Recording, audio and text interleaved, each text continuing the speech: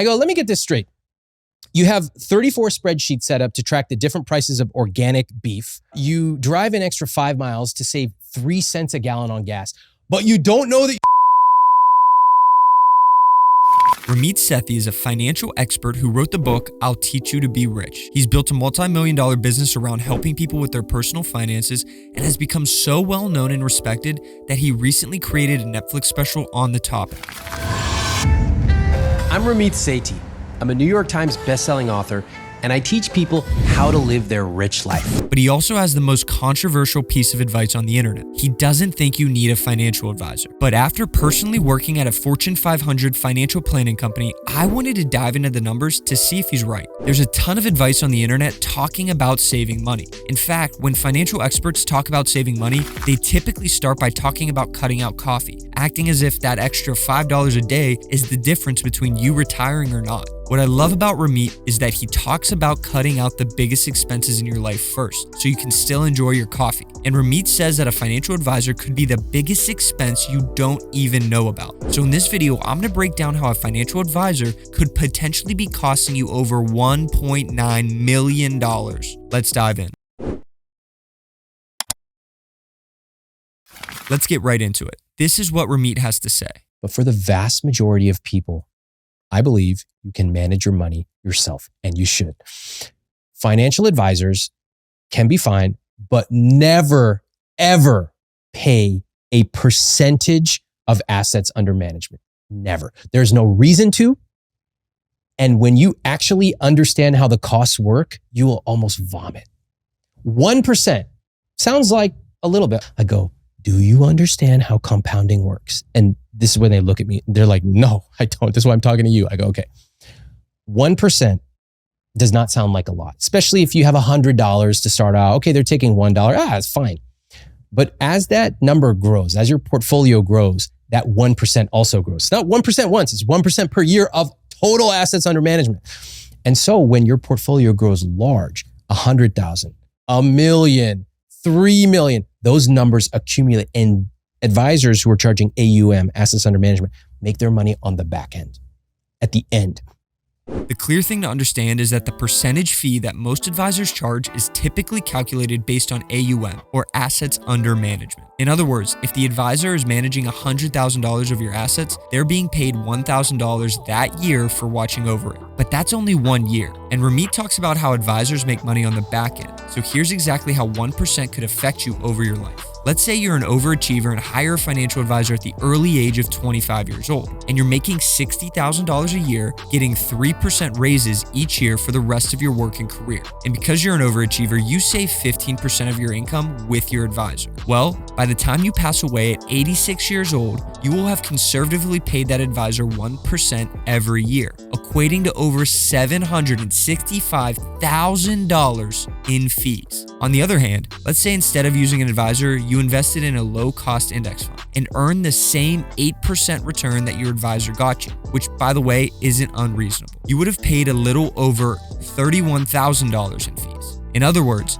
just by taking the time to teach yourself about personal finance, you would have saved an extra $734,000. But it gets worse. If you take into account the compound growth of that savings, it would turn into an extra $1.9 million of net worth over your lifetime. Do you think taking the time to learn about personal finance is worth an extra $1.9 million? And if this doesn't make you mad, then this next part will. You know, I ask people, how much are you paying your advisor? They go, I don't know. I don't know. It's somewhere in the documents. They go, oh, okay, I'll look. I go, let me get this straight. You have 34 spreadsheets set up to track the different prices of organic beef. You drive an extra 5 miles to save 3 cents a gallon on gas, but you don't know that you're paying 1.25%.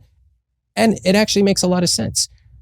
What does 1% mean to anybody? Nothing. It's like, 1% for somebody to be out there looking out for me, picking stocks. Oh, that sounds reasonable to me. You can see why no one realizes how much money 1% costs them. 1% sounds so small for some expert to take care of your money. And that's why this is a hidden cost to most people. But when you turn that percentage into a dollar amount, you realize just how much money 1% can be. In my experience, an advisor could justify that fee in the first year because most of the work is done up front. They may optimize your investing strategy to limit taxes, set up your asset allocation, and tell you how much you need to save for retirement. But after the first year, the advisor typically isn't doing as much work as you think. When you peek behind the curtain into the complicated financial advising world, you realize most advisors will put your money into an investment fund managed by someone else just to get you the average market return. They aren't beating the market, and they'll even tell you their goal isn't to beat the market. They'll tell you their goal is to keep your money safe. So each year, they'll meet with you to tell you two things: how well your portfolio is doing